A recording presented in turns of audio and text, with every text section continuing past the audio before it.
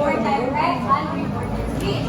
So now let's move on to our objectives. So first, we have the ASAP, katong goals nato nga measurable, and now may check the measurable budget among objectives. So first we have the knowledge. So here, the students will listen effectively to sentences to be able to comprehensively restate the idea of the listened material in direct speech into a reported speech and vice versa. So, measurable say it. Yes. Yo.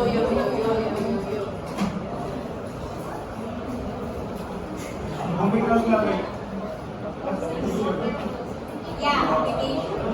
So it's measurable, sir. Ang knowledge kay murag Perfect, sir.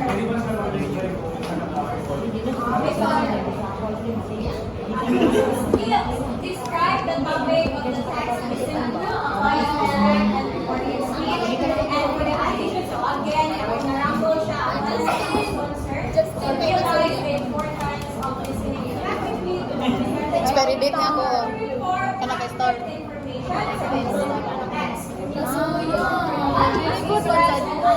Wow, ayo Star baby. So for our content, we have here the difference between indirect and reported speech, and also what are the proper ways of expressing indirect and reported speech. So ako siya is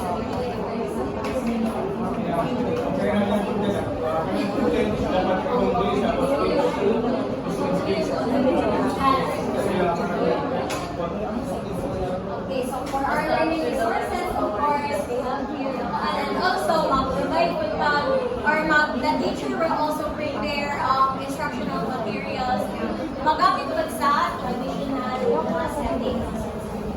And for our procedure, so this strategy is called group value. So I know we are all familiar with this, no? Guys? So the students here will read the group problem. So the teacher will read the group problem to the class and encourage the students to listen carefully to every detail mentioned and allow them to answer the question afterward. So this activity kay iko siya sa numeracy scale sa student. And kanang nakunin ko siya sa atong competency kay of course listen sila ani based on purpose. So sa ilang purpose, ang atong ay answer ang question sa teacher. And also based sa familiarity, of course, the students will have to familiarize the text nga isulti sa teacher. And difficulty kay of course, other students might find it easy or other students might find it hard. So, pwede ka lang natutulog kung ano sa based on kami, program kami. Mali siya, if apple plus apple plus apple. Di ba ka, if kabante ang mali, or ka, yes. And for our next activity, so it is listening to drama clips on YouTube. So listening. So ma-apply na po dato ang listening kung ganun si Ari. Kay, of course, students are familiar with, not all, pero majority of the students are familiar with Barcelona, then dohani ang kanang libutan dire ang Barcelona of A Walk to Remember. So naadid ko na igo na to ang familiarity sa context, and then sa purpose. Kay of course, ilangan ito ato na activity kay para na sila like hindi man siya nga activity, ilangan ito it's either sila ang account or mag-listen to sila sa clips ato sa kanang YouTube. So either way, so kanang makakuha ang mga bata o kanang makuha bitaw nila ang idea kung kung saan gistoryahan sa atong mga character. So ato na ang purpose. Makuha na to ang purpose nga maka-direct speech sila or maka-reported reported speech sila. And next is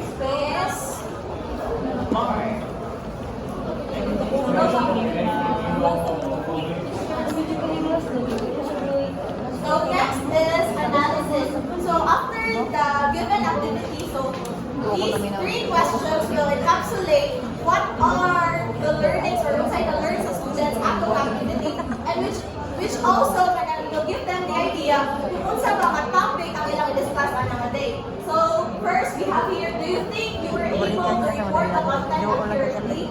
Why not? Number two, have you tried reporting a topic or someone, or how did you do it?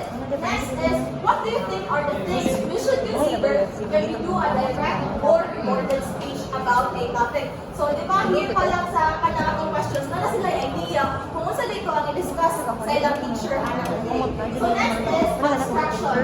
So, here, the teacher will discuss concepts through a PowerPoint presentation or a concept map. So, the teacher may use additional instructional materials if technology resources are not available. So here, the teacher will present the definition of direct and reported speech, the differences between direct and reported speech, and the proper ways of doing direct and reported speech. So next is the application. So here we will have, yes sir.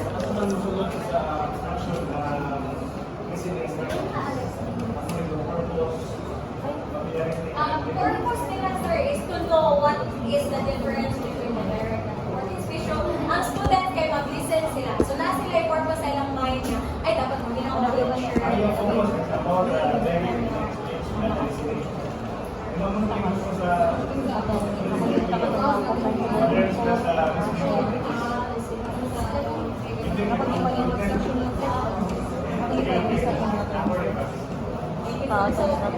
here, the application will have a 5-word task.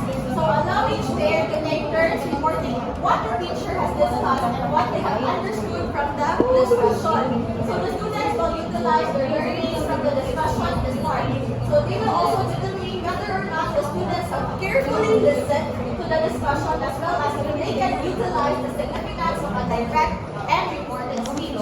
So the teacher will randomly call a pair to present their shared learnings in class.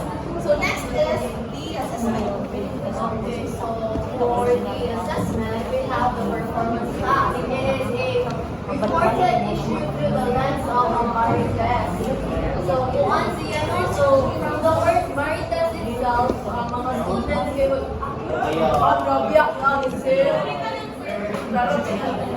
so from the word itself, Mari test, di ba, ang students mag-observe sila. So yung students observe the environment and identify the issues. So mag-imantay sila, mag-imantay sila sa environment. And then allow the students to record their observations in their journals and be ready to report them in class either in direct or indirect speech. Next day. Next is the assignment. So essay writing. Choose what method of speech you prefer when reporting a topic. State your reasons and justify why it is better to use your the next is the play activity. So the class will play the cards to wrap up the discussion. So like let's say the twist is that students will say cards as a substitute for the actual number depending on the number. So for example, the number is 4. So 1, 2, 3, so instead of saying 4, the students will say bus. So now sila malipad estudyante, ang sa'yo, siya ang answer sa mga questions numerical. Master sila ito.